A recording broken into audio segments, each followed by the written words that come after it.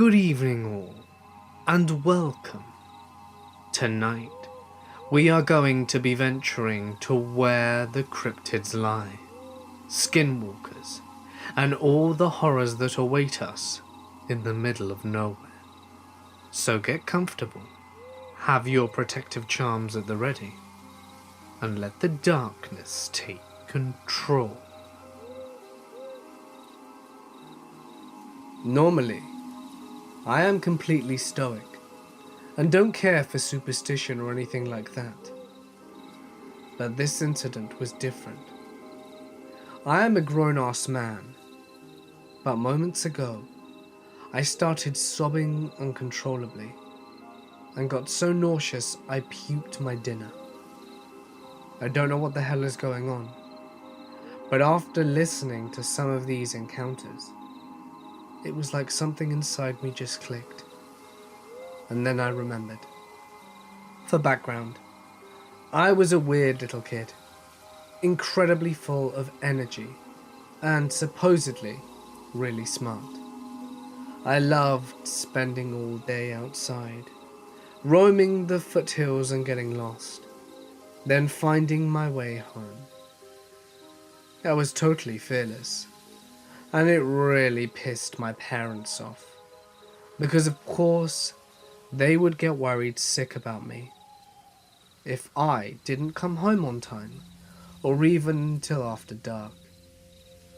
You see, I loved exploring, finding the hidden places and searching for interesting animals and bugs.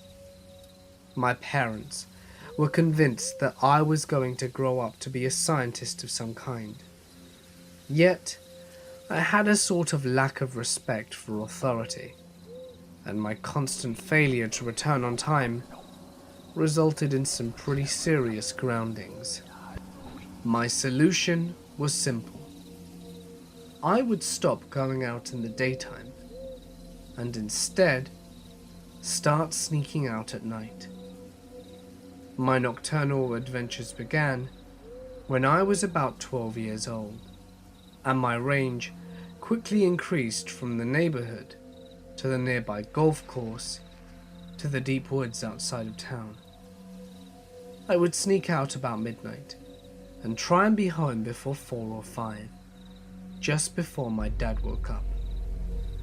I would use my morning shower to clean up, then stumble off to school like a zombie. Needless to say, my grades suffered, and discipline measures became even stricter. Still, nobody could stop me from sneaking out and having my adventures in the night. This went on for years, and I never felt afraid, even when the cops were called on me occasionally, or someone shot off a gun, or after a huge buck stared me down after I stumbled upon a bunch of deer asleep. I even heard a cougar scream once, very close by, and that got my heart pounding. But I never felt true terror. A sort of startled alertness, maybe, but the total dark wilderness never held power over me. I felt powerful and vital, like I was doing something that nobody else did, and conquering something that was unassailable for others. Until one night. Tears are streaming down my eyes just remembering this, and a chill running up my back. I'm going to try and explain what I saw and felt and heard. You can draw your own conclusions. It was a very normal early summer night. Cool with no breeze, clear skies with the stars and moon out, shining so brightly that after getting used to the dark, you could make out shapes and shadows fairly well. It was a perfect night for an adventure. I snuck out with my usual routine and quickly jogged out of the neighborhood and past the golf course. I had somewhere in mind where I wanted to go. There was a dry creek bed deeper into a small valley that I hadn't been before. Everything was going fine, and it was exhilarating to be going somewhere new and breaking a new trail. I didn't get very far into the woods that night though. Total silence was what made me stop. I remember it very clearly. Usually it was quite noisy, with the crickets and other insects. So loud, it would almost be annoying at times.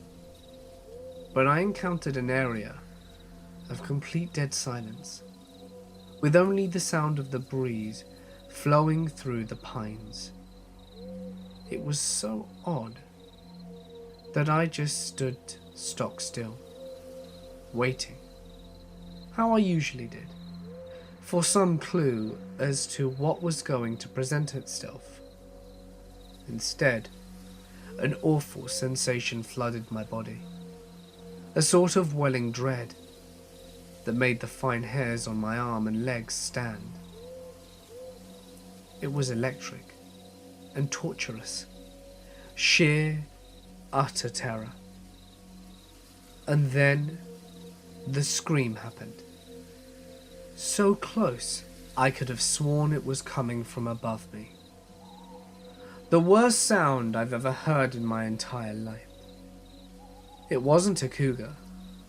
I know what those sound like.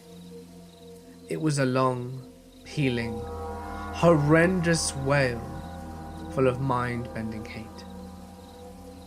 It was at that moment I was sure I was about to die, that I had made a terrible mistake, and that now I was going to pay the price.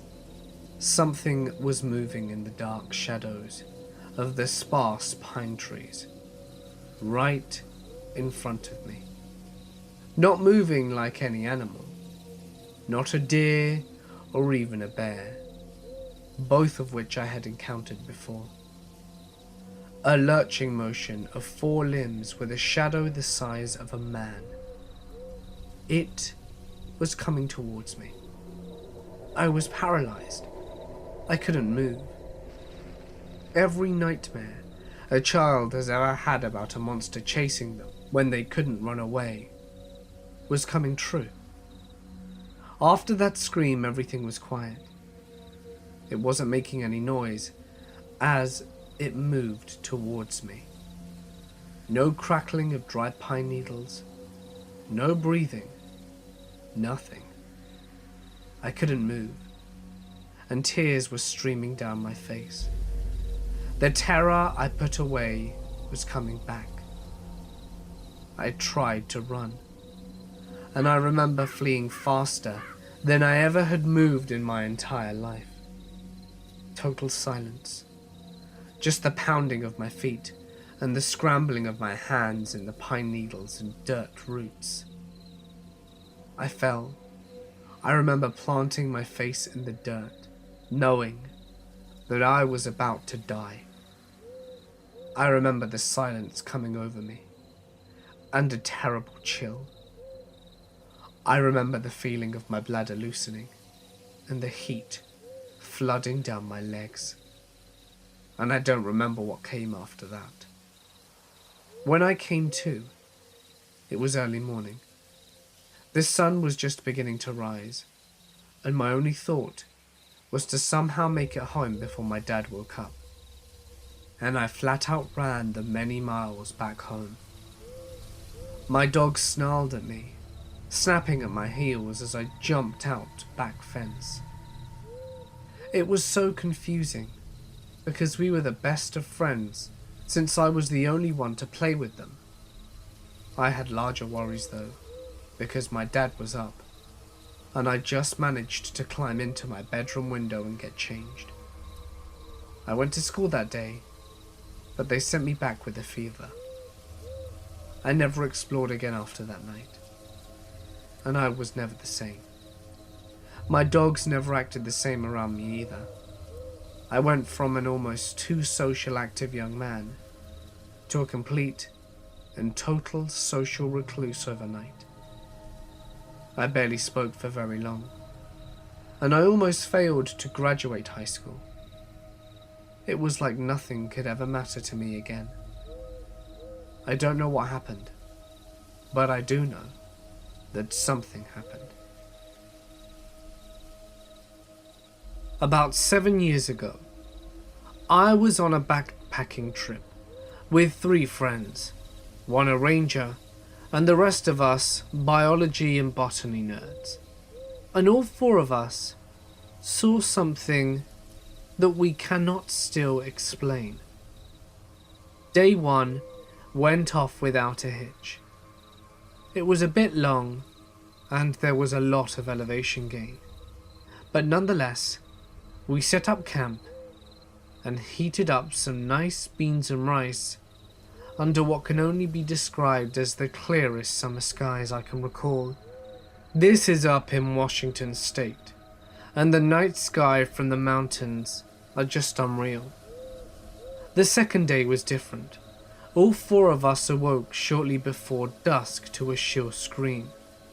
Not super uncommon. Most of us are pretty seasoned hikers and campers and backpackers. The sound of something getting killed is pretty universal. None of us could quite make it out.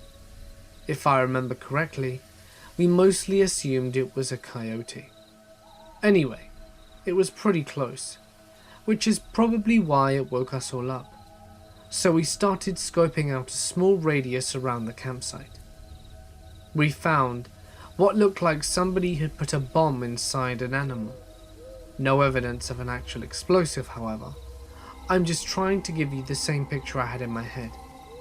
A totally indecipherable heap of flesh and fur, probably about the size of a German shepherd, with similar fur coloration too.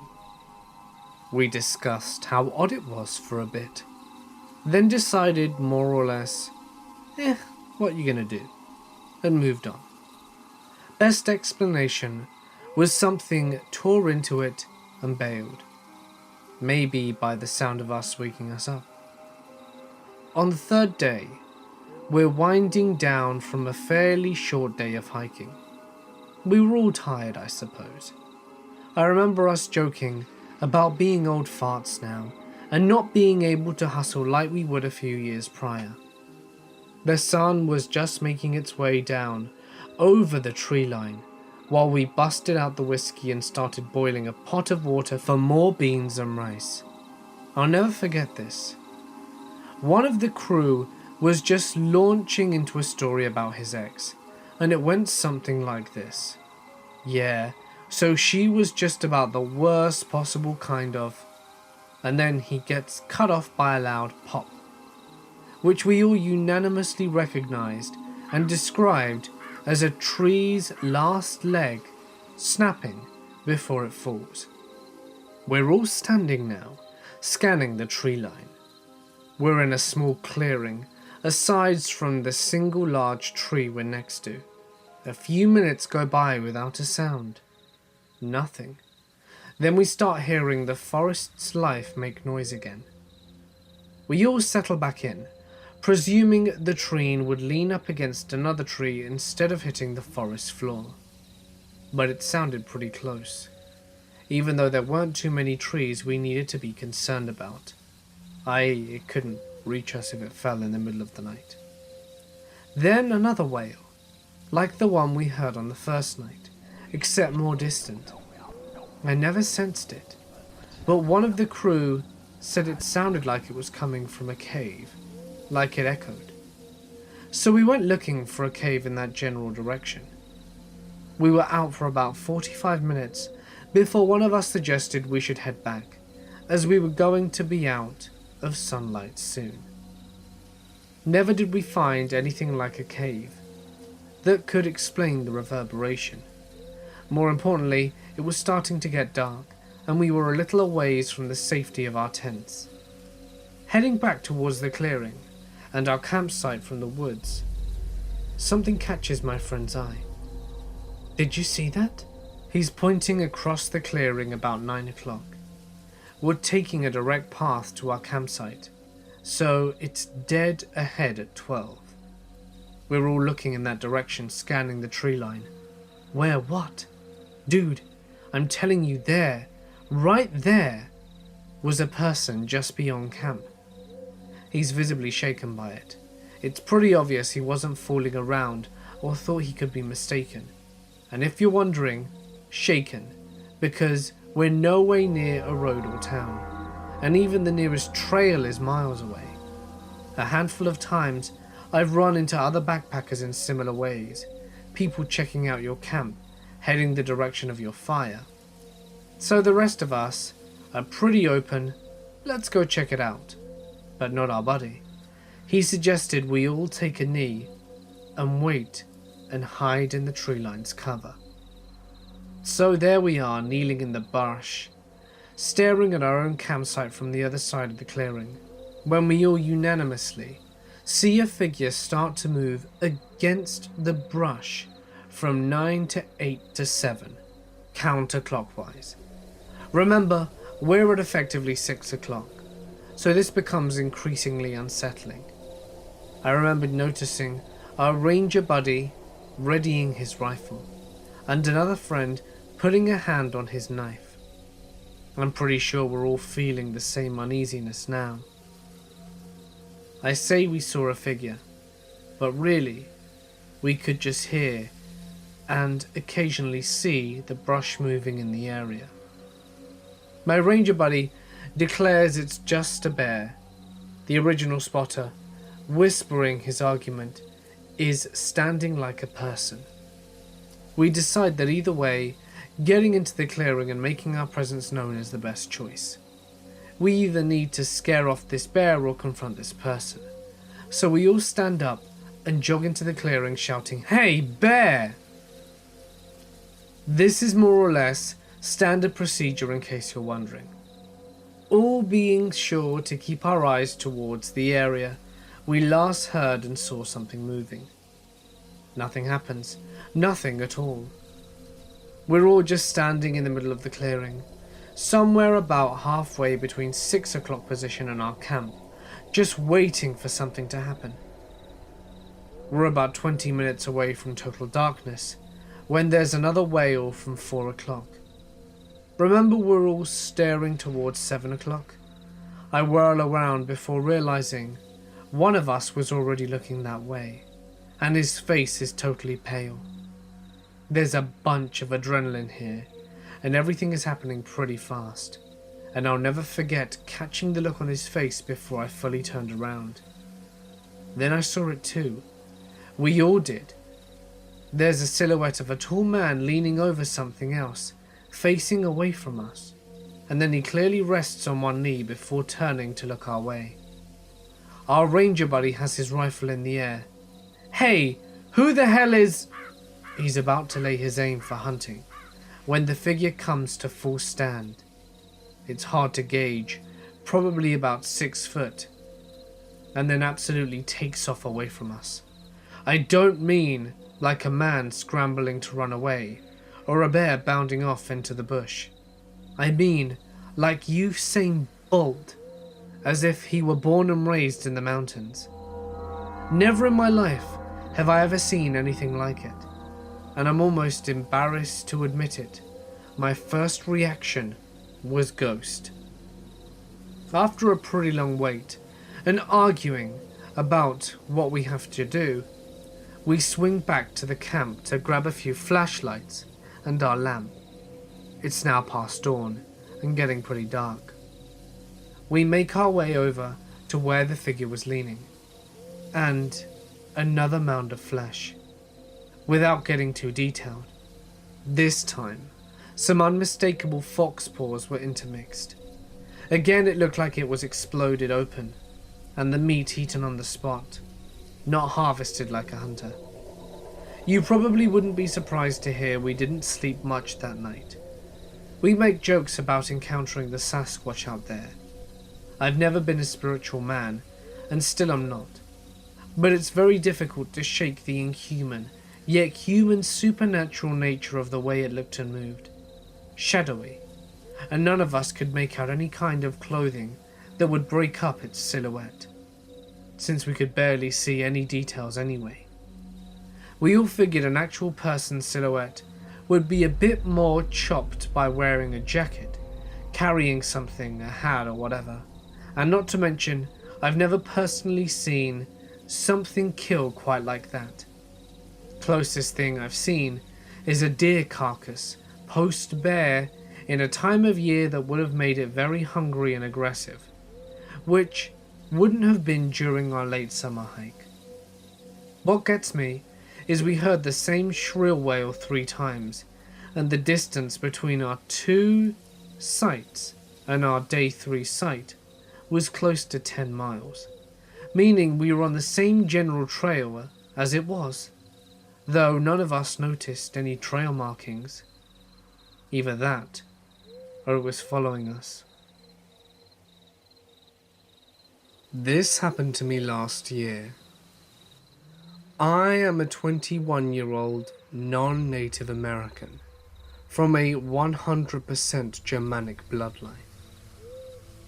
I am acutely aware of skinwalkers and wendigos, mainly from the massive amount of time I spend on 4chan. I live in the hills of Ohio River Valley. I am an avid coyote hunter and fisherman. What time I'm not spending at work, playing video games or browsing 4chan, I'm in the woods or on the river. One night after I left work, I decided to go fishing at the pond on my friend's property to the northeast of my house. I got home, grabbed my rods, tackle box, and trusty HKVP9, because I carry that everywhere I go nowadays, and ran to the store and bought some chicken livers for bait. I should also mention that I bought my puppy, a 9-month-old German Shepherd Rottweiler mix, who I called Mauser. As I arrived to my friend's property and began pulling my truck into the field surrounding the pond, the sun started to set. It was eerie quiet, no noises of nature, or any noise at all, other than that of my engine running. It made me feel kind of uneasy, but I just pushed it out my mind. I got out of the truck with my pup and began to set up my rods when Mauser started acting a little uneasy.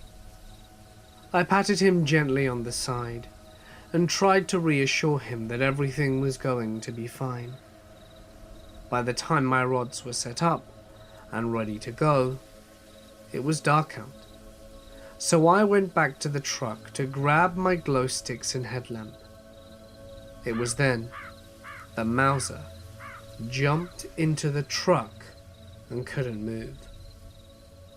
I asked what he was doing, almost expecting a reply, but instead, I was hit with the most god-awful stench I've ever had the misfortune of smelling in my life.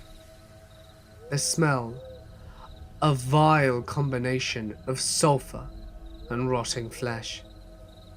I started to worry at that point. In an instant, every thread on 4chan that I read about skinwalkers flew through my mind. I stayed still and silent for a second, listening. All of a sudden, I see Mauser start shaking and hear footsteps behind me, the stench of rotting meat growing stronger. My heart was in my throat, and I had completely forgotten the handgun clipped underneath my steering wheel. I stood there for what seemed like hours, even though it was mere seconds. I slowly started to turn my head back towards whatever was behind me, and about 50 feet away, barely lit up by the backlight of the pond, was what I know to be a skinwalker. I was horrified. It was at least 9 feet tall, with the head of a deer and a human's torso, as well as deer legs. It looked to be rotting, Fight or flight had hit me at that point, so I jumped into my truck and slammed the door shut. I grabbed my pistol and rolled down the window and started shooting whilst trying to back out. I had my magazine empty in a mere second and was out of the field moments later. I had thought that I was safe and that I was going to get away. But oh, how wrong I was. I looked over and saw Mauser with all his hair standing up, teeth bared, savagely growling at something behind the truck. It was then that I felt the back of the truck drop, as if something had jumped on the bed, and I didn't dare look into my rearview mirror. I kept driving towards the dirt road to make it from the field back to my friend's house, and I heard a loud screech coming from right behind me. It sounded like it was close, but at the time far away, and coming from other directions. I drove for another 10 minutes, hearing tapping on my back windshield the entire time. Once I got back to my friend's driveway, all was silent. I gathered the courage to get out of the truck, forcing my pup to stay inside. I'd rather have something bad happen to me than him. This all happened last summer, almost a year ago. I go back there to shoot and do target practice sometimes, but I always have a feeling of dread around that pond, and I can still hear the screeching sometimes, as if I could forget that sound anyway. On the outskirts of Tallinn, Estonia, there used to be a military compound, which is now abandoned. In about 1998, me and a friend of mine went to explore the compound and various buildings in it. We found a building that went 3 levels underground and had a tunnel which we started to follow.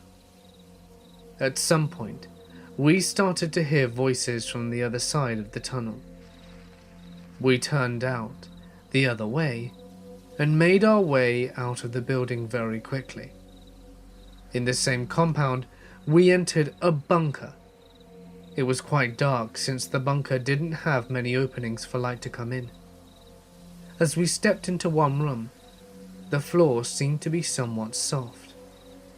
Upon examining closer, it turns out that the entire floor was covered with sealed black plastic bags with something soft in it. As we were making our way across the floor, my leg went through one of the plastic bags. Turns out, the bags were used to cover corpses of dead animals. I saw maggots and rotten flesh, and it had a vile smell. We assumed that for some reason those dead animals in the bags were the animals that were put down in a somewhat closer animal shelter. I obtained a special wilderness permit to go to an area in the mountains of California where they hadn't allowed any foot traffic in 20 years. There were no trails, it was just myself and 2 other Marines, and we did it in exchange for seeing if there was any rare kind of trout in the streams up there. I guess the Forest Service didn't have anyone who wanted to do it.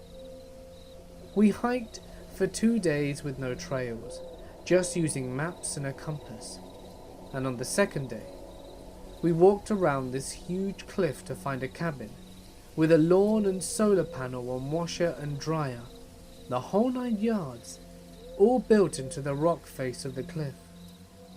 You couldn't see it from above, so it had gone unnoticed for years. We talked to the guy that lived there, and he said that we were the first people he had seen hike in 14 years. He was a retired helicopter pilot, and had flown all of his equipment in by helicopter. He was squatting on federal land and he knew it. but he didn't seem worried. He said he likes to hike about every 2 weeks for supplies by a different route than we came in, and showed us. We used that route to get back to a trail that was beaten down so the walking was easier. All in all, it was pretty cool. The trout the Forest Service were looking for were in the creeks, so it is still closed to foot travel, and we never told the service about the old helicopter pilot. So I would guess he's still out there. During the 1970s, before I was born, my dad worked as a trail guide in California. He led groups of tourists on horseback across the mountain trails and such, and he met a lot of people during his time there. He met this Native American guy who started out as a regular customer and eventually became an employee. He was from an Indian reservation, although he never said which. He also didn't explain why he left, but he was a cool guy, so my dad never really gave his origins much thought. He always figured that he left for personal reasons and didn't want to be bothered about it. So, my dad never brought it up again. One day, my dad and his brother and his Native American friend were out on the trail with a group of people. It was a pretty ordinary day. My dad and uncle told jokes back and forth, and their friend laughing and cheering, and the tourists took pictures with their bulky cameras. Nothing unusual. As they were moving along, someone shouted that they saw a coyote and pointed into a little valley on the left side of the field. Again, this is nothing strange. It was in the grassy chaparral of Central California. So coyotes are a very common sight.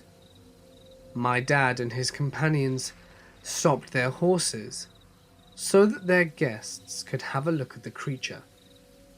My dad and his friend got chatting, but my uncle kept staring at the coyote, with his features all scrunched up, like he was trying to get a better look.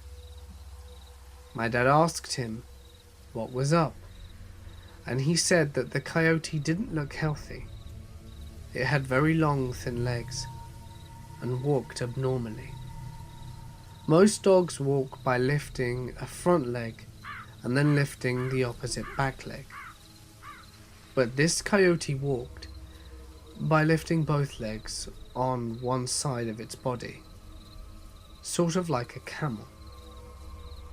Its snout was also a good 3 inches longer than normal, and it held its nose high in the air, as if it was sniffing for something.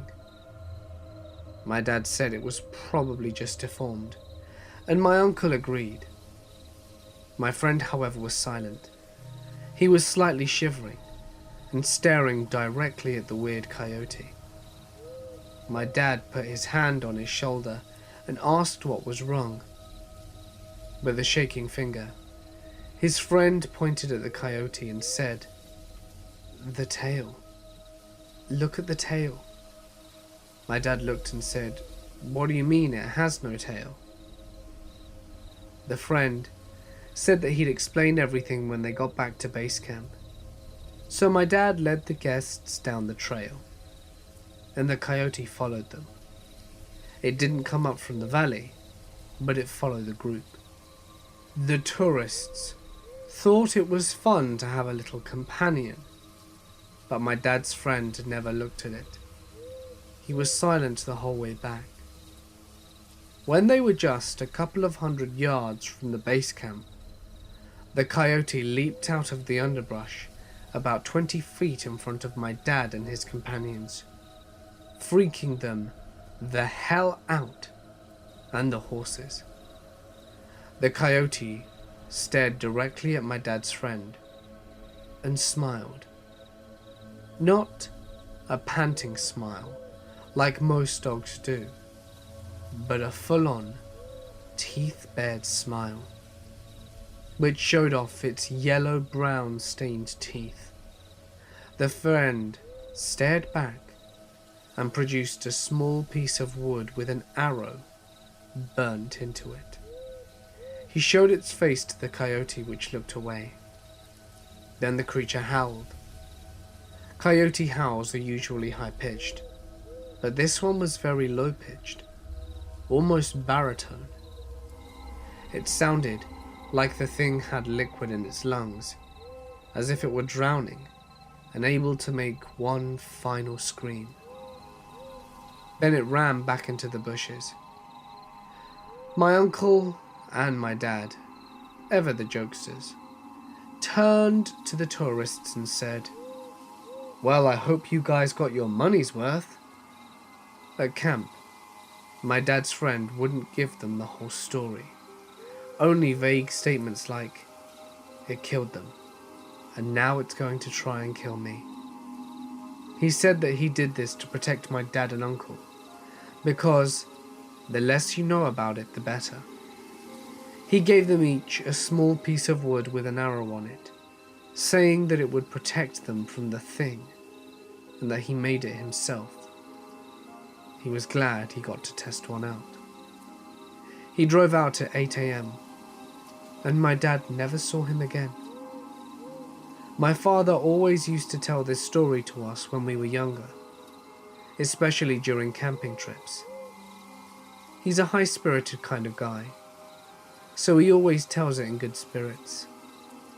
But sometimes, he says that on cold nights when the wind is blowing and there's a rustle in the trees, he can hear the low howl of the thing that wasn't a coyote.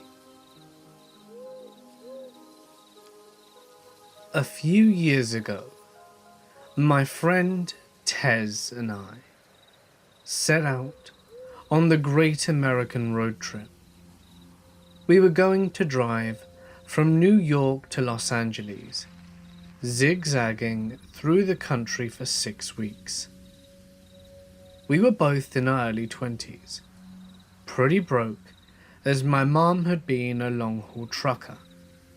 I suggested that to save a ton of money, we should sleep in the back of our hatchback. It was a pretty cozy setup. We bought some blankets and sheets at Goodwill and cut one of them up to make curtains. By the end of our first week, we'd gotten so we could set up camp in about 10 minutes. Luggage moved to the front, curtains up, bedding laid down, and out for the night. We slept in parking lots, free campsites, rest areas, and basically anywhere that seemed safe and semi-legal. There were never a night, after the first night anyway, where we felt scared until the last week of the trip in Arizona. We were near Flagstaff and had gotten pretty used to our routine. We didn't go on a set schedule and would never drive for more than 3 or 4 hours a day. No destination really in mind, outside a few must-see landmarks. We'd drive to places we found the night before on Google and take suggestions from other campers, locals, and people we met. We'd also gotten very good at making friends. We went to Denny's with a group of rednecks we met at a campsite in the back of their pickup, because I got hungry and overheard them saying they were going there too. We met an 80-year-old cowboy who took us out drinking and taught us to line dance at a country bar, played the guitar with some musicians in the middle of a thunderstorm, and got fed breakfast and dinner by tons of campers who invited us to hang out with them. We spent the 4th of July with a family who basically adopted us into their campsite. Basically, every encounter we had with a stranger was a positive one. This night didn't look to be any different. We found a free campsite on Google and drove up into the woods following our GPS. We were pretty far out of town, and something seemed a little bit off when we pulled up into the campsite. There was one RV parked and 2 cars further up in the trees. We pulled up near the RV and a man opened the door. Tez waved hello and he just stared at her. His expression was completely blank. Then, as if she hadn't said anything, he just slowly closed the door again, staring at us the entire time. Figuring he just wanted some privacy and thought we'd be obnoxious, we pulled further down the road and found a flat spot to park the car. Instead of our usual routine of setting up camp immediately while it was still light out, we goofed around for a while, smoking and laughing and taking dumb photos of ourselves. Tez pointed out a campfire further down the campsite, and we decided to go be friendly. We'd met so many cool people in the previous 5 weeks just by going up and offering beers or just chatting, so we wandered over. Near the campfire there were 2 men, the owners of the cars we'd seen earlier. They seemed friendly, and we sat down to chat with them. They were drinking and smoking, and we sat down and had a beer with them. One of the men seemed pretty off, and we came to find out that the 2 of them didn't actually know one another. The older man was definitely on some sort of drugs. He was spinning in circles and talking about UFOs. However, he seemed harmless. This left us chatting with the younger man, who claimed to be a former park ranger. He was handsome and easygoing, and we spent several hours just chatting to him about our trip, families, everything. He then started talking about the bear. He'd seen a bear earlier in the forest. Tez didn't believe him, and he pulled out his camera to show her photos of the bear. It was very close to the campsite, and we both were a little freaked out. It wasn't unheard of for one of us to get up and go to the bathroom in the middle of the night, so the idea of a bear hanging around in the night spooked us. The ranger just laughed, and then his expression changed completely. It's hard to describe, but his voice seemed somehow cold. He said, "If you get out of your car in the middle of the night, it's not a bear you should be worried about." I kept waiting for the laugh, or for him to nudge Tez with his elbow, joke on the foreigner and the city girl, right? He never did. I laughed awkwardly and made a dumb joke about serial killers in the woods. My friend laughed, as well as joked about the Texas Chainsaw Massacre. We moved on to another subject, but within 5 minutes, the ranger had come back to it and was talking about something grabbing us from out of our car in the middle of the night. No matter how much we tried to steer the conversation away from serial killers, he kept latching back onto it. The older man was high as a kite at this point, and was staring at the stars, not talking. We'd just awkwardly laugh and sip our beers to try and get on the conversation, and see if it hopefully led elsewhere. Then the ranger stood up and walked towards the cooler to get another beer. At this point it's pitch black, and I can't see anything outside the circle of light from the campfire. The beer cooler was outside the circle. Suddenly, there is a red dot in the darkness. and it took a moment for me to realize that it's a camera. The ranger is holding a camera. He had taken a photo of us. I could see the screen on the digital camera light up. Now, it wasn't odd for people we met to ask to take pictures with us. My friend Tess is gorgeous, dark hair, blue eyes, like a young Megan Fox, and we were friendly people, and liked having pictures taken with others. It was an entirely strange thing to have this person take a photo of us without asking or even indicating that that was going to be what he was going to do. We were both staring at him like deer in headlights at this point. But instead of realizing what he's doing is a bit weird, he checks his camera, adjusts some things and takes another photo, this time with the flash.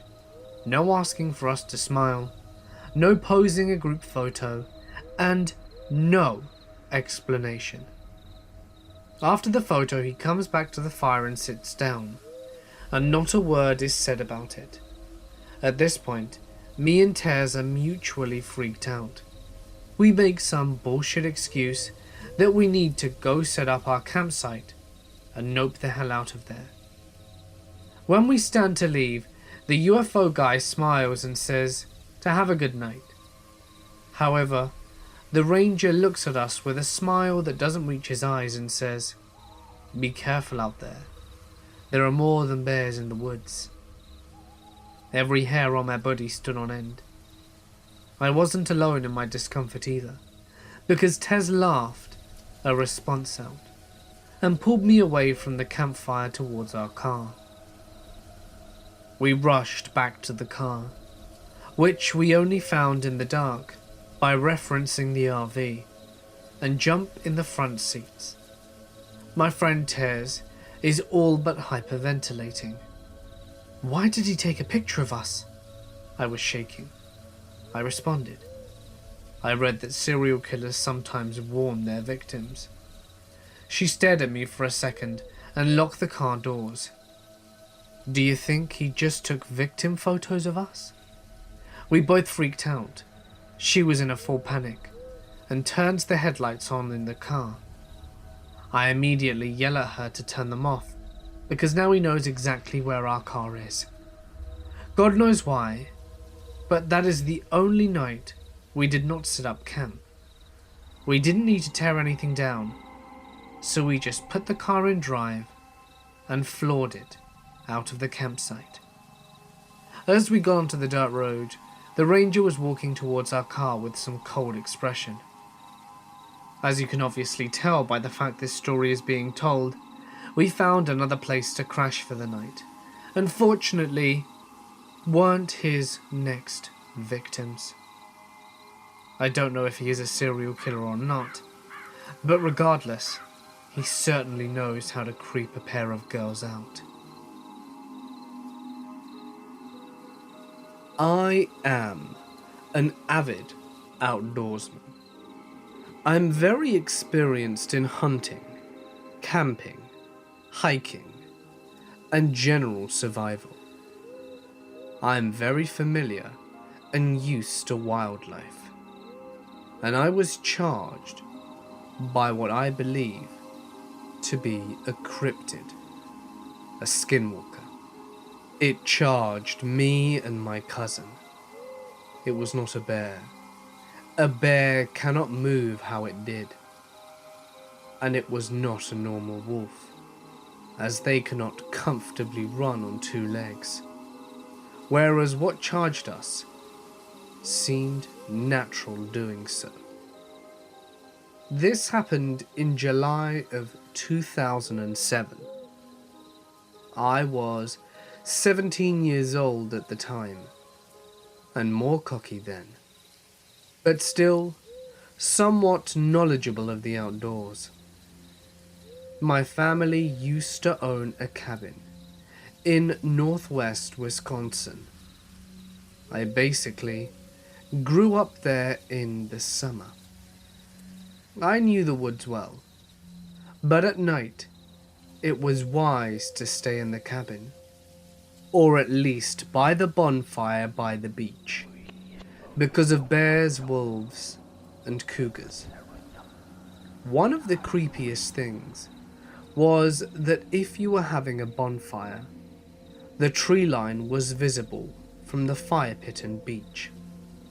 And at night, you always felt like you were being watched from that tree line.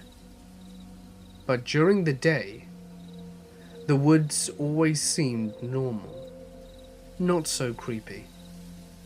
That is, of course, until this incident. So, this happened somewhere between midday and 2. My cousin and I were having an airsoft battle, and I was in full woodland camo. He was not. I retreated onto the ATV trail into the woods for a tactical advantage, and our battle took us about 200 meters into about a third of the way up the trail. We had enough at this point, and were standing at the edge of the clearing, on the trail, talking, and he was about 10 feet away from me, when I decided to mess with him. I shushed him and said, "We're being watched." He froze. Then I realized the woods were dead quiet, and I got spooked and started scanning the tree line and the other edge of the clearing from left to right. And that is when I saw it. Its teeth gave it away. It was panting and staring at my cousin. I don't expect you to believe me, but what I saw was a wolf-like creature as large as a black bear. It wasn't normal. It was on 2 legs, crouching next to the tree, with its arm grasping the tree with a clawed hand. It had reddish-brown fur. I told my cousin that we had to go. The next thing I knew, he is sprinting, and I look back at Wolfie, who was locked on, who sprinted a few steps on 2 feet, and then I turned and ran when it looked like it was dropping to all 4s. It charged us and sounded right on our asses, barreling through the brush, but for whatever reason, let us go when we left the tree line and headed for the cabin. What struck me was the sheer size. This creature appeared to be nearly 7 feet tall when upright, and that where it should have had front paws, it appeared to have large clawed hands. Now, I'm not sure how to explain it away rationally. I've heard wolves will occasionally kind of walk upright, but as far as I know, they can't sprint on 2 legs. Nor do they get as big as black bears. The closest description is a skinwalker, and I'm convinced that is what we saw. This happened a few months ago. I am a female, and at the time, I was 18. Now, I live with my mother, stepfather, and younger brother in a 3-bedroom apartment on the bottom floor. It is a nice place with 2 balconies, which are about 8 feet off the ground, because the building is built on a rather steep hill in an isolated area. Now, the front door of the apartment is self-closing, and when it closes by itself, it slams rather loudly. Now, my family had decided to leave and go for some Indian tacos, and since I was home, they didn't bother to lock the door. I decided to stay home because I am an introverted extrovert and had already been social enough that day, and I wanted some me time. My family is located in a town in Nebraska that doesn't really have much crime. It is nothing like the part of the town that we originated from. It is a town full of military families that have plenty of money. Pretty much the only thing to worry about are the little city brats who've been spoilt so much they think they can get away with anything. Anyway, the apartment setup is quite simple. You have the front door with a little hallway, which, if you go right, you then have the living room, kitchen and dining room. Then if you go left, there is another hallway which has 3 bedrooms and a bathroom. Now my room is the very first one in the hall. One cannot pass my room without me knowing. This was an intentional choice when we moved here, due to my anxiety and PTSD. I have problems with paranoia because of past experiences. My little brother was intentionally put between my bedroom and my parents at the end of the hall because of said paranoia. Mainly my need to check on my family members after I've had one of my terrible nightmares. Now, I had laid back on my futon in my room, and I had my bedroom door closed so that I could enjoy my privacy without my anxiety kicking in and making me think someone in the apartment was with me. I was listening to true horror stories through my headphones and reading Naruto fanfiction on my phone when I heard the front door open and close. I glanced at the clock, and it read 7:36 p.m. I thought, okay, they're back, and my little brother will follow the same routine and burst into my room without knocking to bug me and let me know that they were home. I waited. Nothing. No yell from my mum that they were home. No jingling of keys. No door opening. Nothing. I took off my headphones and listened. I could hear someone walking on the carpet. The familiar swish noise of footsteps travelled around the whole apartment. I waited, my anxiety rising up in my throat before the calm came. Now the problem that I have with my anxiety and other issues is that everything happens as a delayed reaction.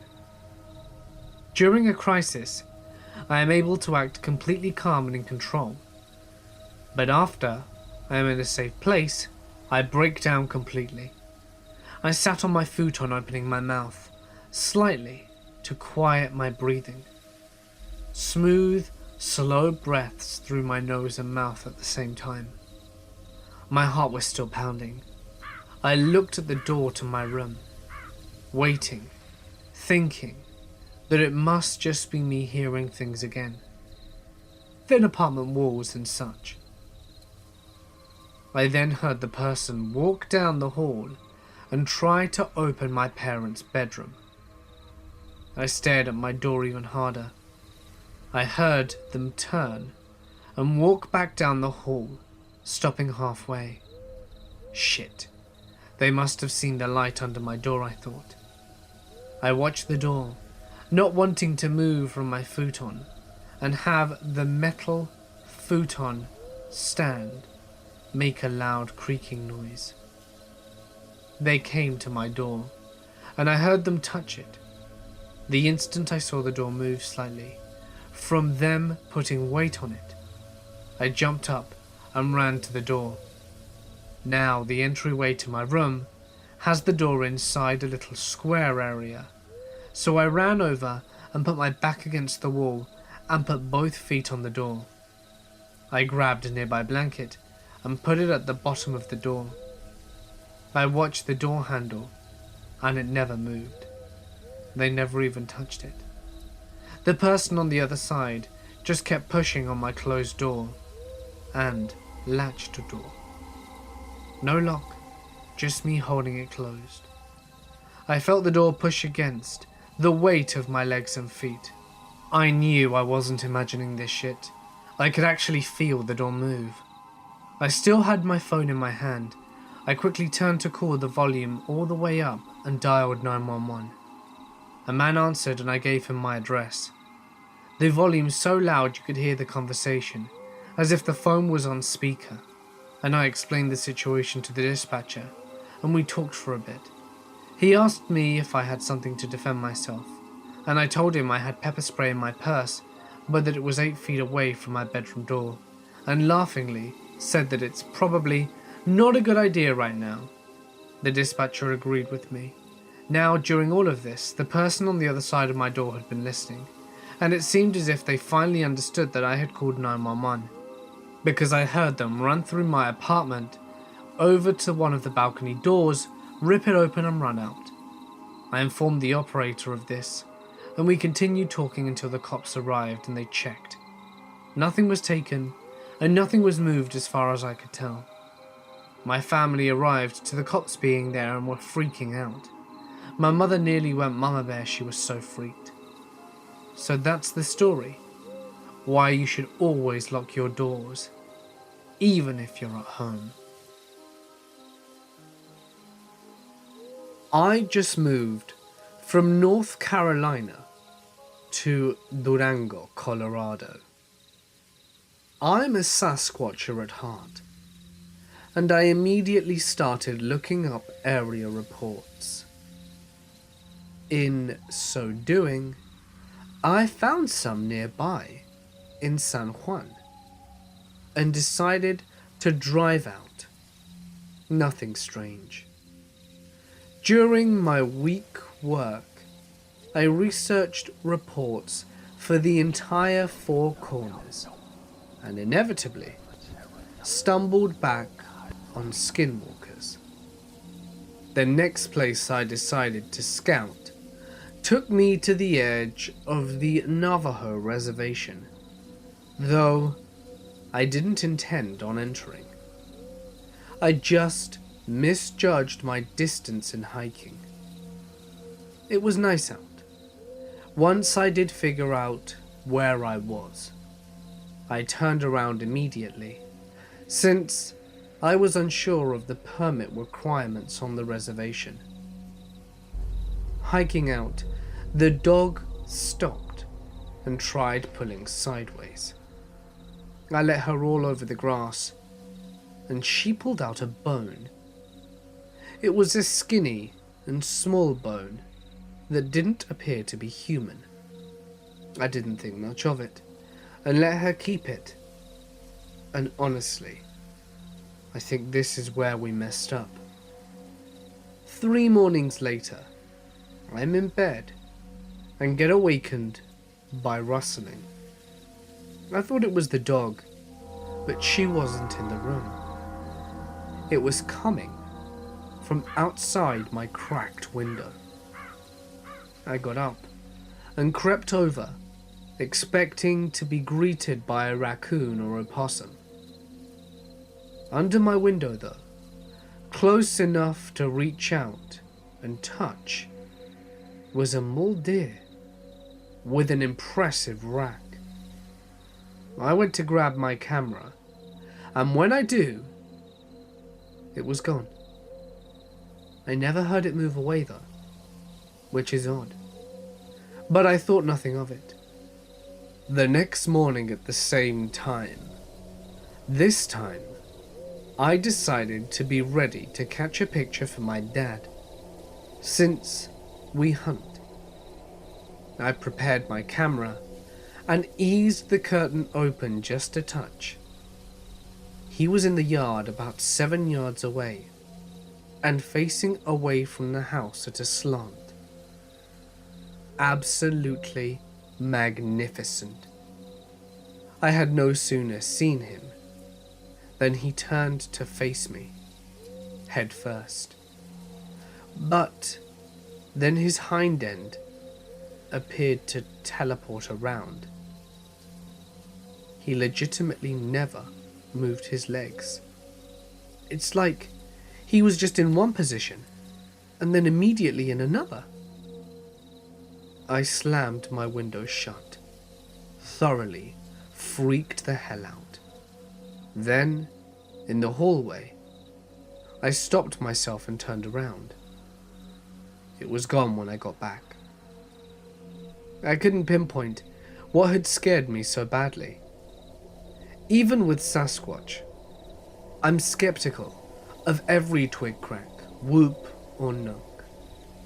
I attributed the odd movement to it being so early and assumed the street light flickered or something. I wrote off my fear as having observed a charging-like posture. Since that morning, I've been feeling very disconnected from my dog. I keep having strange daytime nightmare scenarios of her just attacking me out of nowhere. I didn't even want her sleeping in the same room as me. This is saying something, because I love my dog unconditionally, and I know that she'd never do anything to me. But I can't shake the paranoia whenever she's around. The final straw got to me is the dream I had recently. I dreamt I shot her while she was sleeping out of the yard. Then I took her skin. I raced out to the spot where she found that bone, and there was an old man waiting. I asked if I can transform now, and he said no, but that he could. Then he took the skin from me and flung it around himself, immediately becoming a larger and more distinctly evil form of my beloved dog. Then he ripped me to shreds, and I woke up. I immediately got up to find that she was in my room asleep. Then I went looking for that bloody bone, and I couldn't find it anywhere. She's hidden it in the yard. I genuinely believe I'm in some trouble here, and I don't want to know what comes after this. I had a business trip that took me to Arizona, and didn't want to pass up a chance to visit some great views and hiking in Sedona. So, worked it into a long weekend. I got up early one morning to hit the trail before the pink jeeps descended upon some of the more visited places. First stop was a previous Anasazi site, purely for historical reasons. After hiking in from the road by foot, I got a good 30 minutes at the site before the first jeep tour showed up, packed up my day, and headed down the trail. My second goal that morning was a fairly gradual but scenic hike up the side of a nearby mesa. However, the weather that day wasn't cooperating, and I kept my eye on some thunderstorms to the south that were building. As I continued to gain altitude on the switchback trail, I had a beautiful view over the valley towards Cathedral Rock. The low clouds filled in and began to build, and some downpours were visible, but no strikes landing on the mesas in the rain and lightning. I picked up my pace and made the lip of the mesa, walking slowly to a smooth rocky outcropping with great views and to catch my breath. I wasn't sure what caused me to it, but I took off my hat, turned around and looked up. I saw low scud clouds with wispy tendrils slowly swirling in a circle overhead. The outer fringe was dark grey, the central core a lighter shade, and suddenly before my eyes I saw a large wingspan bird appear from the center of the swirl all dark, not the coloration of an eagle, and with the wing feathers separated like a turkey or vulture, but even larger. I watched the bird as it drifted, sometimes with, mostly again, the direction of rotation of the cloud swirl, and I don't recall seeing it flap. I took a quick moment to look south at the advancing storm and saw my first lightning strike well off in the distance. I looked up at the bird again. It made a right-hand turn for the center of the swirl and then vanished as it cruised across the center of the swirl once more. I stood there for a good 5 minutes, processing what I'd seen, waiting for it to reappear, but nothing. Truly a mesmerizing natural encounter. I grabbed my pack and made tracks down the trail to make it to the vehicle before the storm that was approaching fast. Being alone on the trip, I really had no one to discuss it with, and mulled over the experience for the rest of the afternoon. I took a warm shower, dressed up, and then drove to an Italian restaurant, newly opened on the main drag in town. They didn't seat until 5 p.m, so I wandered into the German mineral shop next door to find some mementos to give to my friends when I got back home. The lady behind the counter wasn't friendly, not overly chatty, and looked the granola part that I would expect for such a place. Incense burned in the corner, and peaceful Native American flute music played over the speakers. She asked how my stay was in Sedona, and told her I was enjoying the views and the hiking. I told her where I'd gone hiking to see the Anasazi cliff dwelling, and she walked to an old yellowed map on the wall and pointed to the site. "This one?" she asked, interested. I looked at her and said yes. She was pointing to the site I had visited. I looked next to where she pointed, about where the mesa was, and a very large red swirl was centered there. The map had several of those markings, mostly around the perimeter of the valley. I asked her what they marked, and she replied, "Oh, those show where the energy centers are that the Native Americans discovered before the white men came to the valley." I hadn't told her about my trip up the mesa, but she must have sensed it from my facial expression and asked, "Did you see something up there you can't explain?" I had to admit yes, and without inquiring she said, "Yeah, it's a pretty active place. I like to go up to the mesa and get rejuvenated there, particularly when the weather is acting up." For a cynic like me, that was a pretty unsettling and simultaneously awesome day. There's a story where I'm from about this Comanche chief who cursed the first settlers to settle in the Llano Estacado. The winter after this happened, one of the settlers started hearing this strange whistle in the wind when he went out to chop wood. A high, low, high, like a bird call. He listened for a while, and the whistling kept getting louder and louder, as though something was making its way towards him. As the whistling got louder, he could hear indistinct words carried on the whistle.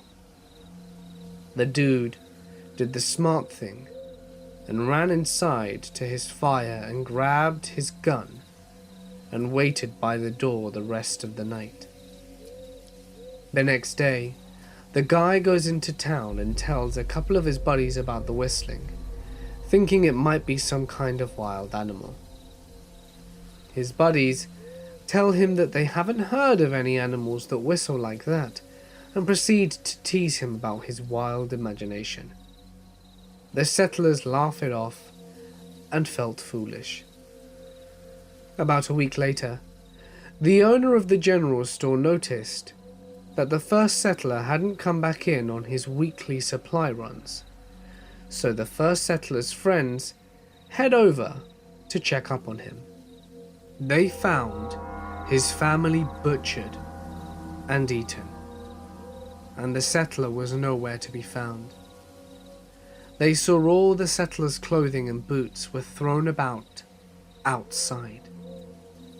The town brings a posse together to hunt down the murderer, but no tracks are found for a mile around the stead, and it was getting dark, so they bury what's left of the bodies and head back to town.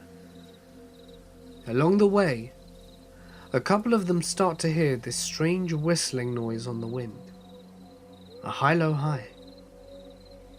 The posse is unnerved, but continues towards town. The whistling grew louder, and louder even through the wind. The next day, another settler goes missing. The family butchered, and his clothes scattered in front of the house. The next day, another house. All the while, the same damn whistle carried by the wind. High, low, high. The words carried by it can only be heard by the men who butchered their families and ran out into the snowy plains of North Texas.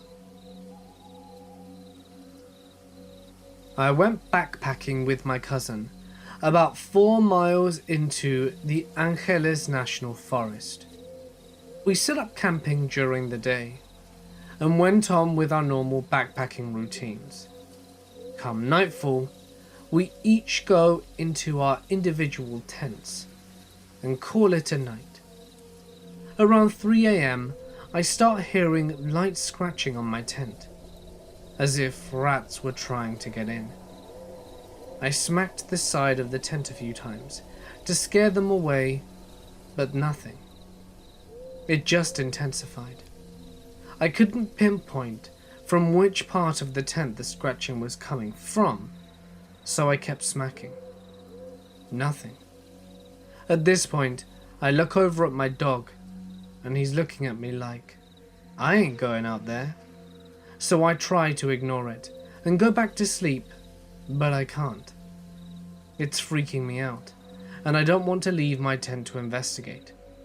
So after a while, my cousin calls out to me, "Hey man, have you been hearing shit outside? 'Cause I've been hearing footsteps around my tent."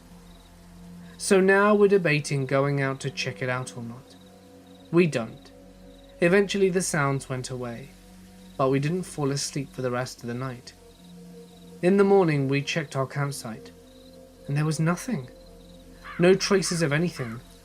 No tracks, no scratches on my tent, poop, nada.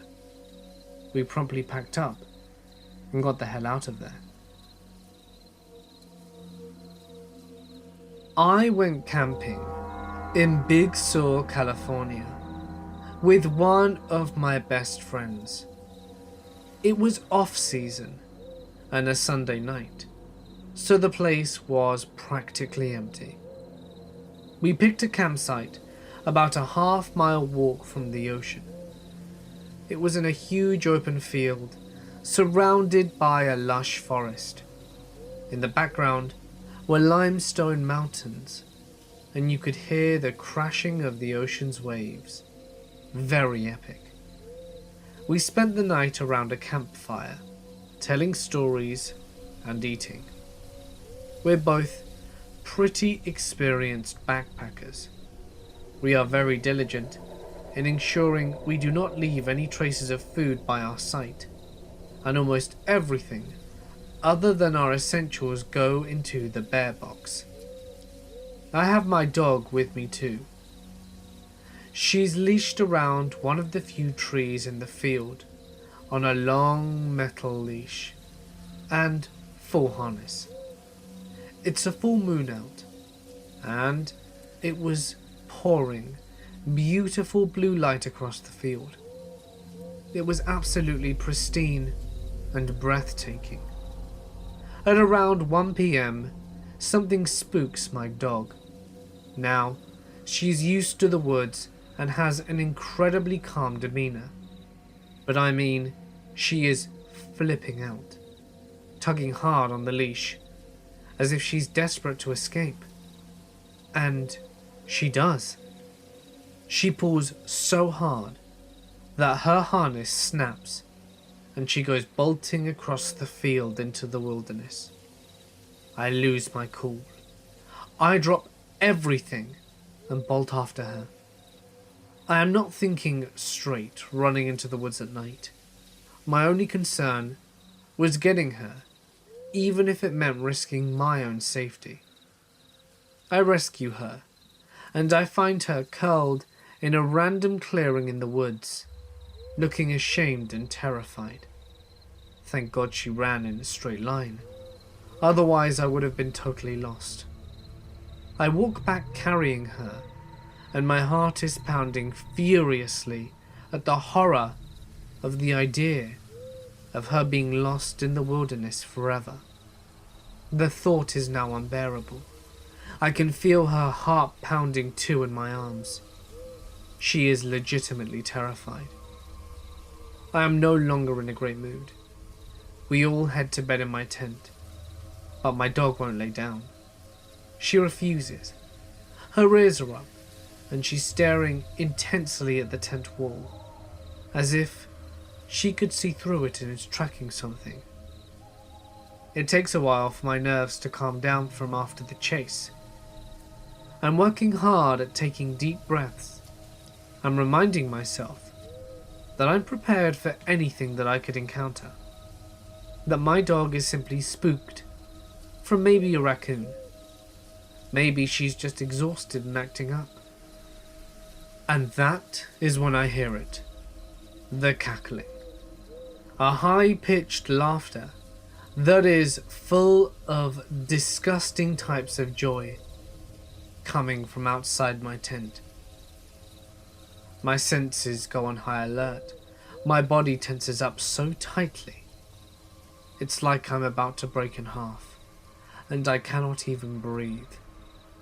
And then I hear more cackling, like a group of witches were doing something evil just yards away. It fills my hearing, laughing and laughing and more laughing. It's loud and just sounds so wrong. I can't even bring myself to move to look at my friend. It's like my entire body has given up. The laughs are then followed up with blood-curdling screams. It honestly sounded like someone was being murdered. It was full of panic and horror and sadness. Dear God. It could have been wolves or coyotes killing their prey, but it sounded so distinctly human. The laughter, the sobbing, the screams. Finally, my friend says, "What the hell?" I even begin to laugh a little, because the situation was so intense and wild. I had no idea how else to react. I couldn't handle this. I suggest that we bolt for the car. It's a mile away, so we decide to wait it out. We just listen to the laughter and screaming until it fades away, and even when it's over, I don't bother going out of bed. I was a kid when this happened. My uncle and I were finishing up chopping and gathering firewood for my grandmother because it was getting dark. We were driving back on a dirt road at about 30 miles per hour, and I had this awful sense of being watched. Before I could turn to look out my window, my uncle quickly shouted, "Don't!" I completely froze. My heart felt like it was beating out of my chest, then completely stopped when I heard a tap-tap on my window. My uncle sped up, and I was loudly praying in my native language. I don't know what was going on, and thought it was over, until our truck suddenly dipped from the bed. My uncle started saying, "Look at me, don't turn away," over and over. Then I heard it again. Tap, tap. But from the window behind me. It was getting harder for me to breathe, and I wanted to cry. A minute or two passed, and the truck dipped again. My uncle looked around and sighed. It was quiet besides the truck and the road. He looked at me and said, "We will ask your father to do a prayer in the morning, so the evil forces will forget our faces." I remember curling up on my seat and just staring at the radio, watching the time, listening to my uncle sing an old prayer until we reached my grandmother's house. I will tell you the story my Uncle Joe told me at Christmas a few years ago. He had arrived in a leg cast, and we all wondered why. Well, he worked for the Water Resources of the United States, U.S. Geological Survey, outside of Billings, Montana. Uncle Joe is a tall, lean, athletic man that ran 5 miles a day during the week before going to work. He is an avid outdoorsman. One day, he was out in the mountains leaning over a creek to collect a water sample when he heard a loud huffing noise behind him. He turned and saw a grizzly bear running towards him. Joe knew better, but instinct took over and he jumped into an adrenaline-fueled sprint. He got 2 steps before the bear swatted his leg and hamstrung him. He collapsed to the ground and pretended to be dead. The bear stopped, sniffed a couple of times, then turned and ambled away. Joe didn't know why the bear had approached him, but his running away told the bear he was prey. Fortunately, the bear wasn't hungry that day. I am an 18-year-old male, and I didn't think I scared easily until this happened. At the time of this event, it was summer here in Texas. I picked up my girlfriend, and we went to meet my cousin and his girl for a double date at the local river. Now, with it being very hot in summer, we went swimming for several hours, and as it got dark, we began the half-mile walk back to our vehicles. My girl, Taylor, was visibly shaken as we walked back, whispering to me, "Did you hear that? It sounded like something was following us." My bravery was boosted by being in a group, and I shouted, "Hey man, piss off!" Now my cousin Jay and I are big dudes. We're both over 6 foot, and we're around 220 pounds without much fat. In an instant response to what I said, the sound of the footsteps came to a close, and this horrific-looking creature emerged from the tree line. The only way to accurately describe it would be a bipedal, very large dog with a human face. This thing had to be easily over 8 feet, and it was staring at me dead in the eyes. I think at that moment, I almost shat myself, and we bolted and reached our vehicles and took off. As we were speeding down the dirt road that leads to the entrance of the park, I heard a god-awful roar that no animal or human could produce. Luckily, we made it home safely. We researched, and we believe that we encountered a Skinwalker. And you can bet I am never going to that river again.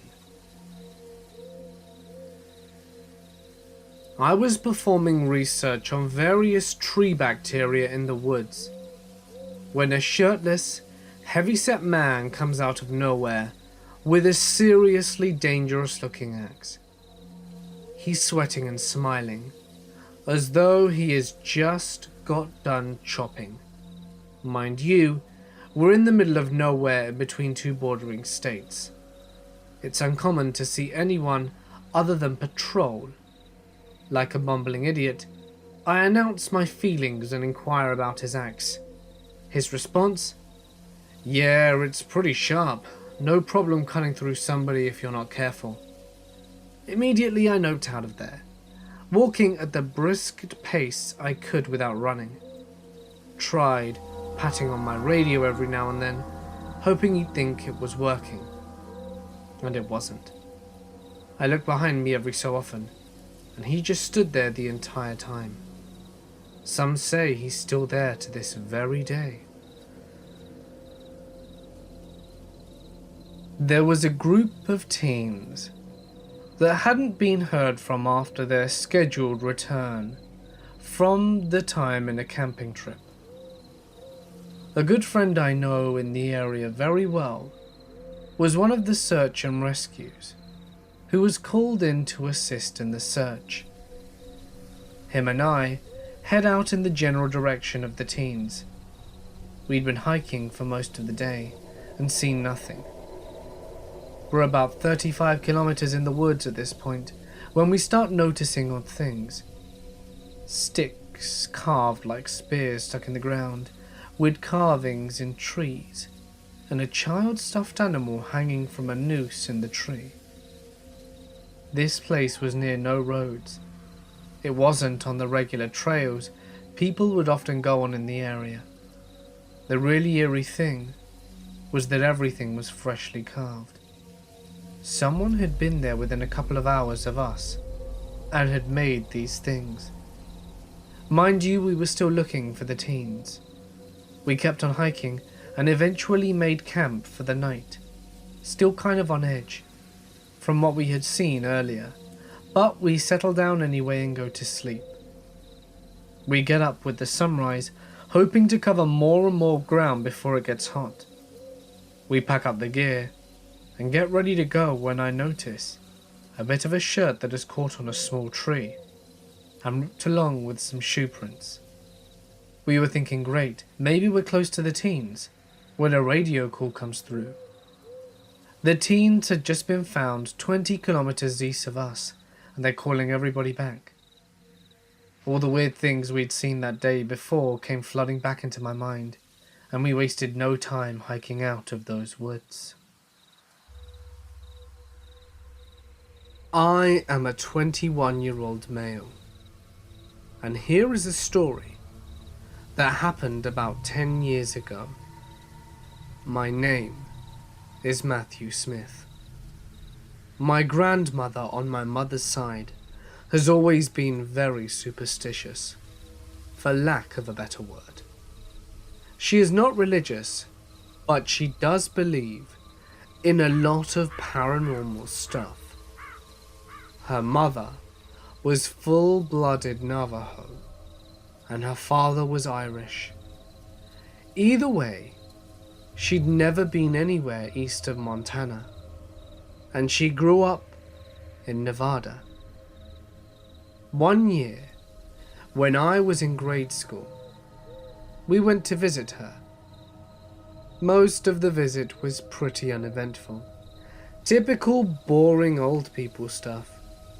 Except, she always kept her curtains drawn shut, and would always peek out the window, and when someone asked her what she was doing, she would simply reply, "Yenaldushi is watching me." This went on for nearly the entire visit, until a few days before we were due to leave. My grandma and my then baby brother, who's now 19, were in the front yard that evening planting flowers, when all of a sudden, my grandmother starts shouting at my brother to get away from the creature and that it's not safe. Of course, being in Nevada, we assumed that my brother had found a scorpion or a rattlesnake, so we run outside to see my grandmother clutching my little brother and shaking in terror against the side of the house, standing Out in the yard was a large, black, Great Dane-sized dog thing. It was staring at my grandmother with an intensity I'd never seen before. It looked up at us, gave a little huff, and bounded off. I don't remember if it moved unusually fast or not, but I do remember it had really deep yellow eyes. When my mother asked my grandmother what happened, she kept repeating, "The Yenaldoshi has found me," and she moved a few weeks later. A buddy and I were hiking the Appalachian Trail, only the North Carolina to South Carolina portion. It was summer, the weather was great, and we cross into South Carolina and meet a super nice elderly couple and talk with them and ate lunch. We made camp about half a mile from them after we part ways. So, we are about to fall asleep in our tent when we hear some rustling in the bush around the campsite.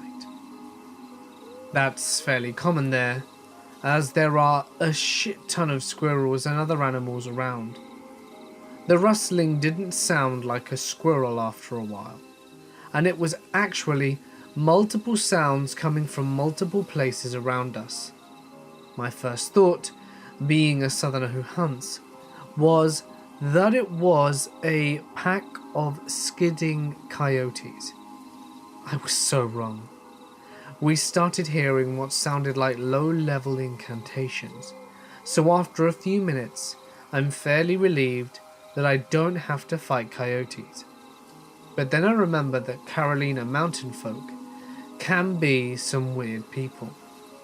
The chanting gets closer, and we can audibly hear what appears to be about 10 men clearly and repeatedly chanting, "Lord help us, Lord save us." It was similar to low-level and slow rhythmic monk chants. Well, that's creepy as shit, so I decide to let anyone near our tent know that we are armed inside. I take out the magazine because I don't want to inject a round, and pull the slide back and let go to clearly make the sound of a gun being racked. Obviously, I put the magazine in and the chamber around after. That sound must have done the trick, because they walked past us. They were literally walking through our campsite to get to some type of gathering. We didn't sleep that night at all. It was the last night of our trip for us, so we kind of brushed it off to crazy, weird capping off of the trip. 2 days later, we were hanging out with some friends, and on a TV in the background happened to be the local news. There was a story running about an elderly hiking couple found murdered on the Appalachian Trail about 2 miles from where we were camping. They showed their pictures, and sure enough it was the couple we met. They had been murdered and dismembered, and their body parts were found organized around a ritual site, like they were placed specifically according to some crazy demonic seance. We literally could have been swooped up by those men, and that could have happened to us. And all that time, I think about that poor couple and what happened to them. Carolina mountain people are really odd breeds sometimes. My boyfriend, now husband, decided to go on a road trip to my dad's hunting cabin in northern West Virginia, just a few counties over from Point Pleasant. We packed all our gear into our truck the night before so that we could get an early start the next morning. We rise and shine extra early because we couldn't contain our excitement. Our trip to the cabin goes fine. We reach the town that the cabin is near and load up on groceries. About an hour later, we are turning down the dirt road towards the cabin. Now the cabin is about 50 miles back in the boondocks, away from any kind of civilization. It's a very isolated and creepy place at times. We drive down the dirt road for what seems like forever. Then we finally start to see the cabin. Both of us are tired from the trip and plan on relaxing by the fireplace and watching some DVDs as soon as the bags and groceries are unpacked. We get everything inside, and I start dinner while my boyfriend, Neil, plans on gathering some firewood out back. By 7, the sun is setting, and we make sure all the doors and windows are locked. It's a small one-bedroom cabin, so there was maybe 5 windows and 2 doors. After we clean up, we decide to watch Catch Me If You Can on DVD, so nothing scary. I reach for a cigarette, only to find that my pack is empty. I ask Neil where the carton was, and he just tells me that it was in the truck, and asks if he wants me to fetch them. I tell him no, that I will, and slip on my shoes and make my way to the door. Now, I have always been scared of the dark, and hate going outside for as long as I can remember when it's pitch black. I turn back to Neil and ask if he will stand at the front door while I go to the truck. He says he will, and makes his way over, and I ease myself outside and step down to the truck. I was reaching in to get the carton when I hear this sound. At first, it sounded like a woman screaming. Then it changed to howling. Then it was like one of those sounds came together to form this one creepy sound. It's quite difficult to explain. It sounded like a demon and a werewolf all in one. I made a beeline for the cabin, and I see Neil's face fully drained of color. I push him inside and ask him what the hell that was. It took him a while to answer me, and he said that he didn't know.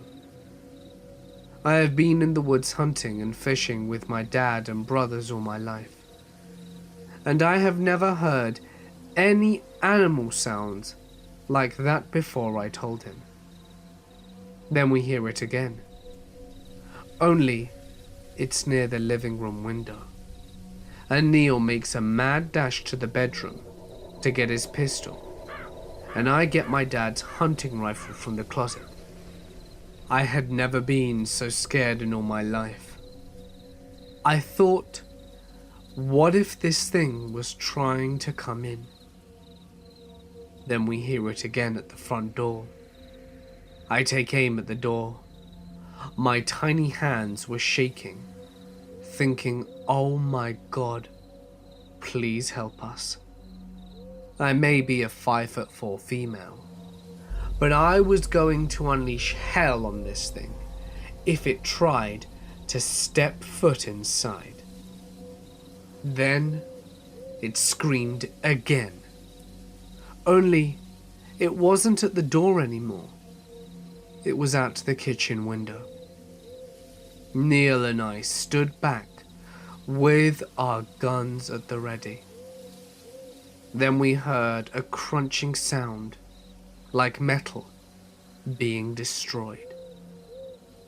We were scared to move. And finally, after about an hour of standing back to back like that and not hearing anything else, we eased over to the kitchen window to see if we could spot anything. Neil, being taller than I, looked first and said, oh my God. It ripped a hole in my truck. I looked out the window to see a huge hole ripped in the door. We then double-checked every window and door to make sure they were locked, and we stayed up all night, terrified that the thing would come back. Morning came, and we decided to inspect the truck. Neil went out first, with his pistol by his stand, and I had my hunting rifle. We get to the truck, and there were claw marks from the tail light to the passenger door, then a huge hole, like this thing had punched it. We go back inside and call the forest ranger. He comes out about 3 hours later, looks at our truck, and then tells us that in the last 6 months, 12 people have gone missing from this area, and the farms that are close have reported the same sounds that we have during the night. And in the next morning, they find their farm animals are either gone or gutted. He told us it would be wiser to clear out until they could find the animal responsible for all of this.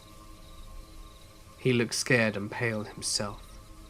He said he didn't want to be up here for a long period of time, but he would wait for us to pack our things and follow us down the main road. We didn't want to be told twice, so we tossed our stuff in the truck and flew down that dirt road. When we made it to the main road, we thanked him and went on our way. To my knowledge, they have never found any animal, thing, person, nothing that was doing those kind of things in the woods, and we have never been back there. We didn't see what it was, and I'm glad we didn't, because I do know that no animal making those sounds could ever do that kind of damage to a truck. Not even a bear. This following experience happened a few years after that. So my dad lets one of his bestest buddies that lives in town grow Christmas trees on his property because it's farmland, and my dad doesn't farm the land. He just uses the cabin as a getaway for hunting. When his buddy goes and harvests the trees, my dad goes up to help him out, and in return gets however many trees he wants. My stepmom usually is always by his side, but she had come down with a brutal type of flu and couldn't go. My dad asked if my husband and I would go on this trip and help him out. But due to the events that we experienced last time, I refused at first. I then got thinking and began feeling quite guilty. You see, my dad isn't in the best of health anymore.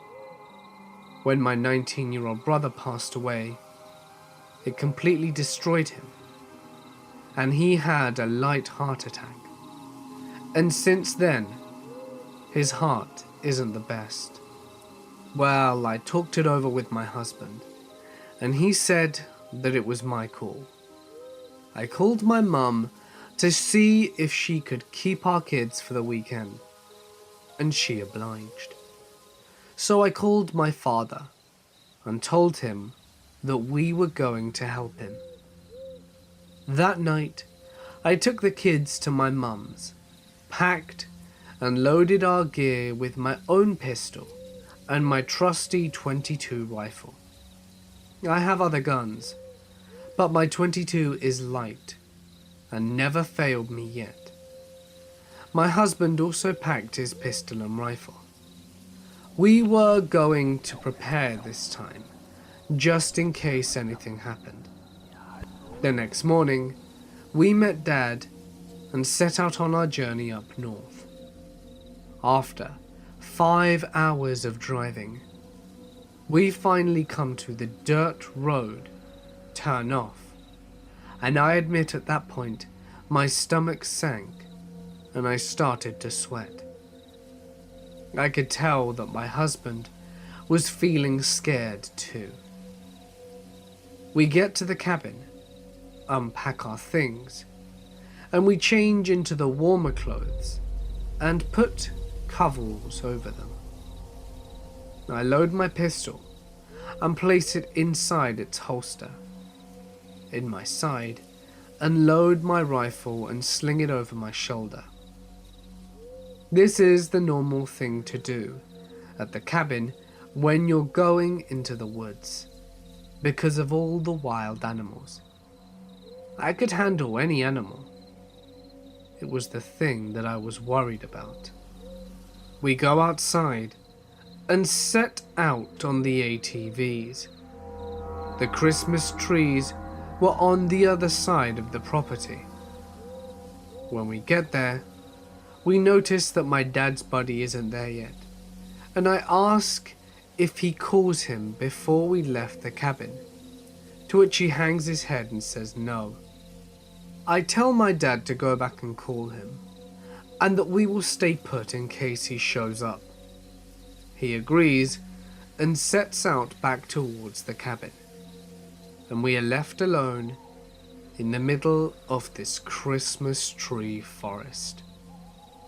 I get off the ATV to stretch my legs, and Neil needed to take a leak. So he goes a little ways away to do that, and I'm standing there and notice everything is quiet, dead quiet. No birds, no insects, nothing. Not even the wind blowing. I get this sick feeling in the pit of my stomach, and it feels like I'm being watched. My heart was in my throat, and I was getting so nervous, I was starting to shake. I yell for Neil, and nothing. I walked a little in the direction he went, and yelled for him again. Still nothing. At this point, I knew something wasn't right. Then out of the corner of my eye, I saw movement along the trees. I stopped and stood as still as I could. The quiet was deafening. I heard the trees behind me move, and I turned around and saw a tall, shadowy figure moving beyond the pine trees. I was beyond scared and screamed. I ran for the ATV, got on it, and geared down to start it, and reached for the key, but there was only air. I looked down to find no key in the starter, and my stomach sank. Neil must have taken it with him. I knew how to hotwire it, but my hands were shaking so badly, and the time it would take me to do that meant that it would already be onto me. My heart was beating like a wild drum, and I took a deep breath, knowing I had two choices. One, I could go into the woods and look for Neil, and risk coming into contact with whatever the shadow was. Or I could set off back towards the cabin to get my dad. My mind was racing, and my choice was made. I was going to walk back to the cabin to get my dad and return for Neil. I hopped off the ATV and stepped on towards the way back to the cabin, and then I heard it.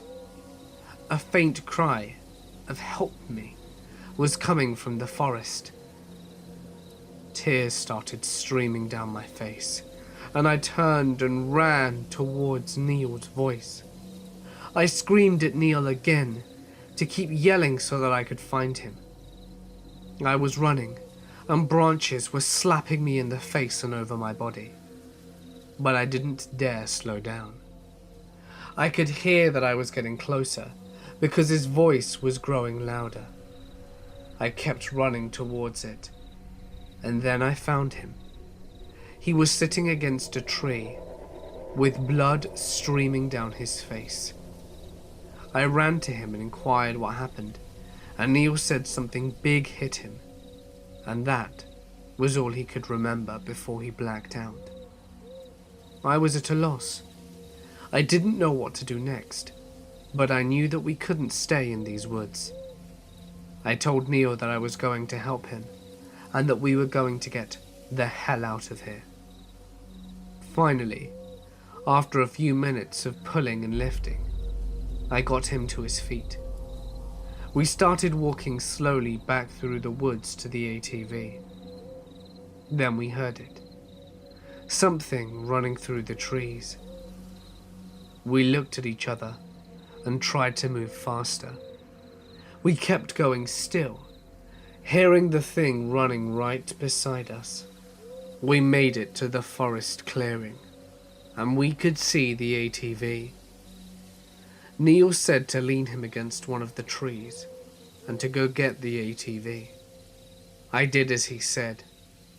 When he was safely against the tree, I turned to go towards the ATV and ran into a wall. I looked up and saw a huge thing standing at least 7 foot tall with hair everywhere. It looked down at me with its hell-colored red embers. I was so terrified that I couldn't move at all. All I could do was stare. Neil screamed at me, and I awoke from my shock, and my mind went blank. I moved around the creature and made a dash towards the ATV. I was almost there. Then something grabbed my shoulder. I looked and saw this huge claw, and I was thrown backwards into a huge pine tree. Before I passed out, I heard a shot ring out, and then another, and then nothing but total darkness. I woke some time later and found myself laying on the bed at the cabin. I tried to move, but everything hurt, and my dad came into the room. He told me not to move, otherwise I'd hurt myself more. I looked at Dad and asked what happened. He said I was running towards the ATV, and his friend saw the creature right behind me. And as it threw me backwards, he and his friend unloaded their shotguns into it. He was silent after that, and I asked him what happened after that. Dad's eyes looked at me with color gone from his face, and told me that the damned thing fled after letting out a god-awful scream. We don't know what that creature was, but I have the feeling that the creature is the very same from that first night at the cabin those years ago. Since then, my dad has forbidden anyone from going there. Even his buddy with the pine trees said he would not be returning. As for Neil, he recovered and is doing well. As for me, I can't say the same. When it grabbed my shoulder, it sunk its claws into me. The claw marks are slowly healing, but I have been noticing some changes. Like last night, I found 2 knots on my shoulder blades, where I am growing hair at an alarming rate. I honestly do not know what's going on with me or what will happen, but I can tell you, this is the most terrified I have ever been in my entire life. You see, some interesting things working nights as a janitor, such as a life-size doll under the bank president's desk.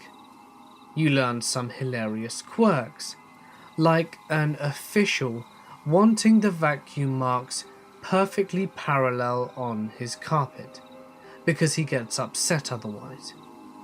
Sometimes you see things you can't quite explain, like the reflection of a dog in a mirror that is never there when you turn around, but shows up night after night. Some things are quite chilling, like when the building music would switch on by itself as I turned the lights out. Of course, being in empty buildings alone at night made everything take on an extra dimension of spookiness. One of the only things that truly scared me, however, because it was more tangible than the mirror dog ever could be, and potentially more dangerous than glitchy Muzak. It was a miserable night, with blizzard conditions that are not uncommon in winter here. The wind was howling, snow was blowing, and it was dangerously cold. Altogether, the kind of night you don't want to be out in. My last building for the night was in the outskirts of town, in the real middle of nowhere. There were no nearby houses, and nothing in that area was open at night. In short, there was no reason for anyone to be out there, especially in that weather. The building was not a spooky one, just isolated. I made an absolute habit of always locking the doors of the building that I was working in, because even in a safe town, a female janitor alone at night seems like too easy a target. That night was no different. I know I locked that door, and if I hadn't closed it firmly, the strong wind would have. I went about my usual routine, turning all the lights on all 3 floors, and then setting up my supplies. The building had an odd layout, with a sort of bird's nest loft that the boss's office was in, overlooking the main floor. I usually started with a loft and headed up there, but realized I had forgotten something and headed back down. I was distracted, and this building always annoyed me, but I wasn't listening to music and didn't even have earbuds in, so I was very reasonably alert. So I was a little surprised to find the side door standing wide open, with the wind rushing in and snow already drifting up. I froze a bit, because there was no reason that door should be open. I checked the parking lot quickly, in case the building owner had for some reason showed up in the middle of the night. No cars but mine. After locking the door, I shut the building. I started searching the building, starting with the basement. I didn't see anyone, and nothing was disturbed. As my search reached the loft level, the reflection of the basement lights in the stairwell went out. Then the lights on the main floor went out, and I heard the door bang open and rattle in the wind. So I shut myself in the office for a while. Eventually, I admitted that I had to finish the building, or I would probably get fired. So I locked that door for the 3rd time that night, turned all the lights back on, and cleaned faster than I ever had before. I should have called the police, but luckily, nothing happened that night, or on any other nights since. Hey guys, it's Mort here, and thank you so much for listening. I want to talk to you today about why there was no video yesterday and why you got a compilation tonight. So, I'm not sure how many of you are aware of this, but during the production of the audiobook, I did encounter a few snags. I tried breaking it down over time and recording it at home, which didn't turn out to be the best because when I played it back, it didn't sound to the quality I wanted it to. And not only that, the company with which I work with to produce the audiobook has certain requirements. One of those being basically the level of silence in the background. So when I'm not speaking, it's that level of silence that needs to be at a really low level, almost inaudible. And where I live, there are loud noises. I live next to a busy road, so I couldn't always get that quality, which would have made it very difficult for me to keep it up. So I had to work, I had to make about 8 days worth of videos the week before, and then, you know, work pretty much for 4 days non-stop, about 15 hours a day, and then go off elsewhere for 6 days just to manage to complete the audiobook, sorry. And I did that, and that was non-stop work for about 11 days, and it was really, really tough and challenging. And when I came back home, I was obviously absolutely exhausted. But I still managed to carry on making videos. I think I had 1 day off because I was just absolutely out of it. But just all the constant non-stop work really burnt me out for a little bit because they were long, long days. So yesterday, I really needed a break. I really needed some family time as well. Hadn't had that in a while. And today, I mean, I really tried, but I'm still feeling not the best. But I didn't want to leave you guys another night without anything to listen to, so I hope you didn't mind the compilation too much. I really like Skinwalker stories, and I was saving it for a special day, so I hope you guys liked it. We're back to our regular programming tomorrow, and henceforth, I have a really, really, really fun video that I'm super keen on releasing with a very good friend of mine, so I really hope you guys come back tomorrow because I'm really looking forward to releasing this. But anyway, sorry that I kept talking so much at the end of the video. Hopefully you just kind of understand what's been going on. The audiobook itself was approved, so the little sampler I gave got the green light, so I'm going to try and submit everything by tomorrow morning, and hopefully soon you guys will be able to check it out. And thanks everyone for showing your support in the comment section, saying how excited you are for it. I'm really excited for it. I just really hope that enough people, well, that you guys get it and a lot of you can listen to it, because, well, I really liked it and I really hope you guys like it too. But anyway, enough of this. I'm going to let you guys go now because I haven't stopped talking. So anyway, for now guys, I'm going to sign off. Stay awesome, and I'll see you in the next one.